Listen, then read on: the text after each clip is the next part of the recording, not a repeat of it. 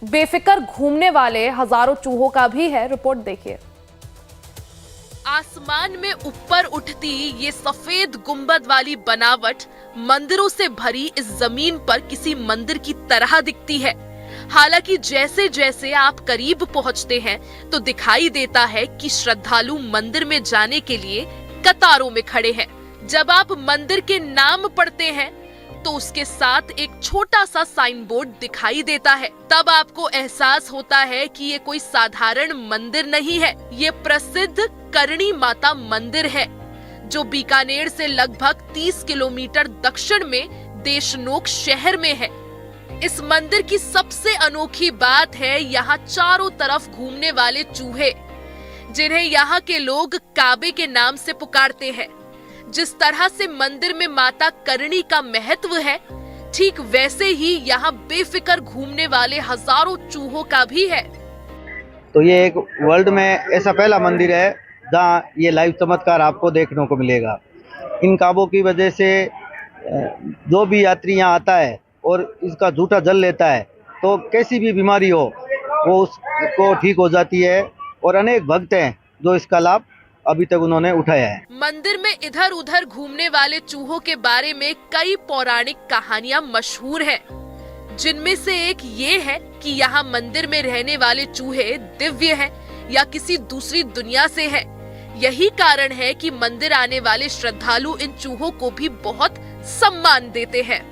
ये ऐसी मान्यता है कि ये जो करणी मंदिर के जो काबे हैं तो 2 योनियों में रहते हैं। अब इसकी प्रमाणिकता इस चीज से अपने आप स्वतः पुष्ट होती है कि आप देखेंगे कि 600 साल से इस मंदिर में हजारों हजारों की संख्या में काबे हैं, चूहे हैं। आज तक कोई बीमारी, महामारी, कोई संक्रमण नहीं है। इनके मरने के बाद में कोई स्मेल नहीं आती है। इनके मंदिर परिसर से बाहर नहीं जाते हैं।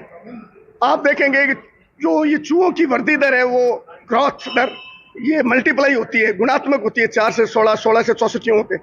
परंतु यहाँ आप देखेंगे कि इनकी संख्या भी बैलेंस है, नहीं तो 600 साल में पैर रखने को जगह नहीं हो। माँ दुर्गा की अवतार मानी जाने वाली माता करणी को समर्पित इस चूहों के मंदिर में साल भर श्रद्धालुओं का तांता लगा रहता है।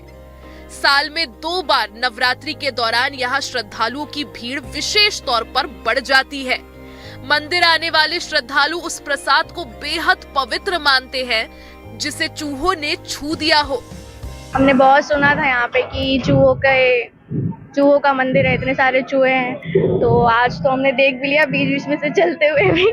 बट हाँ, काटते नहीं है वो, अच्छा है।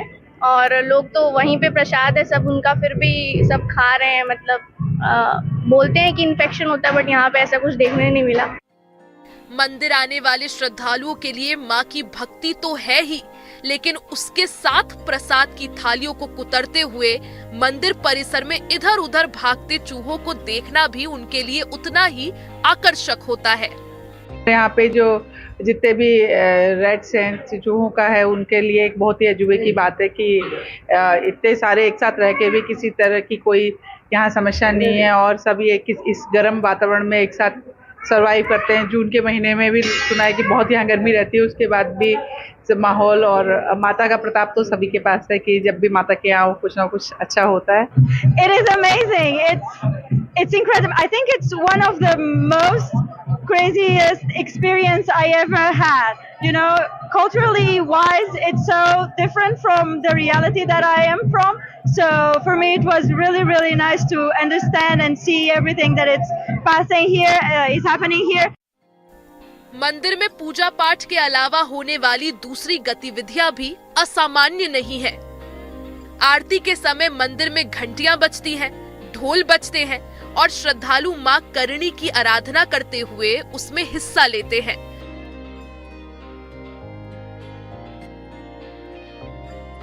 लेकिन इस सब के बीच सबसे शुभ माना जाता है एक सफेद चूहे को देखना। लोग ये भी बोलते हैं कि अगर आपने सफेद चूहा देख लिया तो सब आपकी मान्यताएं पूरी हो जाती है। अभी तक हमको तो दिखा नहीं है, देख रहे हैं। बड़े सौभाग्य की बात है कि आज सफेद काबे के दर्शन हुए। मतलब अपने आप में एक बहुत बड़ा सौभाग्य है कि अगर आपको दर्शन होते तो साक्षात मां के दर्शन हो रहे हैं। 14वीं सदी में बना ये मंदिर हर साल हजारों श्रद्धालुओं और पर्यटकों को आकर्षित करता है।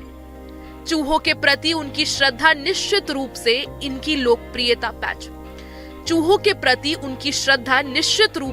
लोकप्रियता की मुख्य वजह है, लेकिन साथ ही मंदिर की बनावट, उसके दरवाजे और मेहराब भी बहुत सुंदर है। तमिलनाडु के कन्याकुमारी में एक मंदिर में नवजात बच्चों का